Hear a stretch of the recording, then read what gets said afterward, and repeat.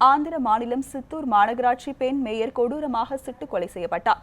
கத்தியால் தாக்கப்பட்ட மேயரின் கணவரும் சிகிச்சை பலனின்றி உயிரிழந்தார். சித்தூர் மாநகராட்சி அலுவலகத்திற்கு ஃபர்தா அணிந்தபடி வந்த சிலர் தெலுங்கு தேச கட்சியை சேர்ந்த மேயர் அனுராதாவின் அறைக்குள் நுழைந்து அவரை துப்பாக்கியால் சுட்டுக் கொன்றனர். பின்னர் அருகில் இருந்த அவரது கணவர் கட்டாரி மோகன் அறைக்குள் நுழைந்த அக்கும்பல் அவரை கத்தியால் குத்திவிட்டு தப்பியோடிவிட்டது.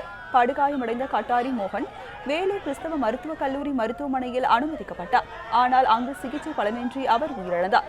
இந்த சம்பவம் தொடர்பாக இருவர் சித்தூர் காவல் நிலையத்தில் சரணடைந்துள்ளனர். துப்பாக்கிச்சூடு நடத்தியவர்கள் கர்நாடகாவை சேர்ந்தவர்கள் என்றும் குடும்ப தகராறு காரணமாக இந்த கொலை நடந்திருப்பது முதற்கட்ட விசாரணையில் தெரிய வந்திருப்பதாக ஆந்திர மாநிலம் கூடுதல் டிஜிபி ஆர்.பி. தாகூர் தெரிவித்துள்ளார். மேயர் சுட்டுக் கொல்லப்பட்டதை அடுத்து சித்தூர் மாவட்டத்தில் 144 தடை உத்தரவு பிறப்பிக்கப்பட்டுள்ளது.